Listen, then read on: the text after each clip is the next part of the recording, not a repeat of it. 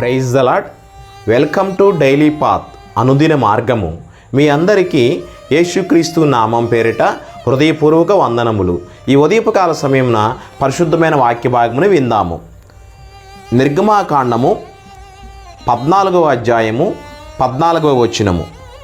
యెహోవా మీ పక్షమున యుద్ధము చేయును, మీరు ఊరకయే ఉండవలనని ప్రజలతో చెప్పెను.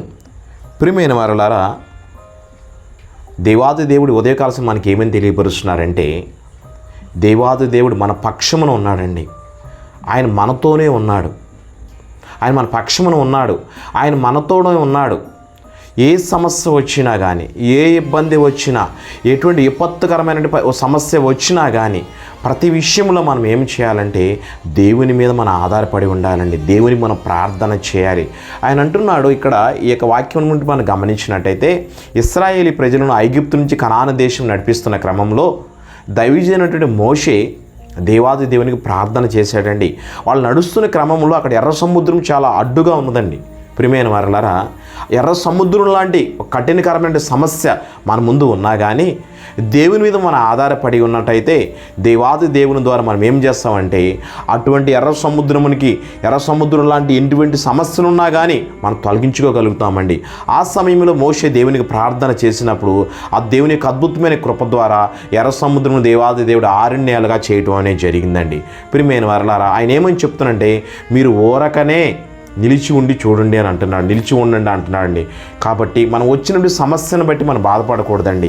ఎందుకంటే సమస్యకి మన పరిష్కారం కోసం దేవాది దేవుని మనం ప్రార్థన చేయాలి. చేసినప్పుడు ఆయన ఏమంటున్నాడంటే, ఆయన మన పక్షమునే ఉంటానంటున్నాడండి. మన పక్షమును యుద్ధము చేస్తానంటున్నాడు. కాబట్టి మనమందరము కూడా దేవుని మీద ఆధారపడి ఉన్నట్లయితే మనం ప్రార్థన చేసి దేవుని ద్వారా మన ప్రార్థన ద్వారా మన సమస్యకు మన పరిష్కారం చూపించుకోగలుగుతామండి. అలానాడు ఆ యొక్క ఇశ్రాయేలీ ప్రజల్ని దేవాది దేవుడు మోషే ద్వారా దేవాది దేవుడు ఆ యొక్క ఎర్ర సముద్రంలో ఇక ఆరణ్యాలుగా చేశాడు. ఈరోజు మన జీవితంలో కానీ, అలాగే మన కుటుంబంలో కానీ ఎటువంటి కఠినకర సమస్యలు ఉన్నా కానీ దేవుని మనం ప్రార్థన చేసినట్టయితే దేవుని ద్వారా మనకేమవుద్దంటే ఆ యొక్క సమస్యకి పరిష్కారం దొరుకుద్దని చెప్పి దేవునికి వాక్యం సెలవిస్తుందండి. కాబట్టి మనము కూడా ఏమాత్రము కూడా భయపడవలసిన పని లేదండి. ఎందుకంటే ఆయన మన పక్షమున ఉన్నాడండి. ఎందుకంటే దేవాది దేవుడు నిజమైన దేవుడు కాబట్టి మనందరికీ కూడా ఆయన కాపుదలిస్తూ కాపాడుతాడని చెప్పి మనమందరం కూడా ఆయన మీద ఆధారపడి జీవించినట్టయితే ఇశ్రాయేలీ ప్రజలు ఏ విధంగా వచ్చిన సమస్యని ఎదుర్కొని వెళ్ళడం అనేది జరిగిందో మన అందరికీ కూడా అలాగే ముందుకెలుగుతామని చెప్పి దేవాది దేవుడి వాక్యం ద్వారా మనకు తెలియపరుస్తున్నాడు. ఇక వాక్యం దేవుడు దీవించి ఆశీర్వదించునుగాక. ఆమేన్. Praise the lord.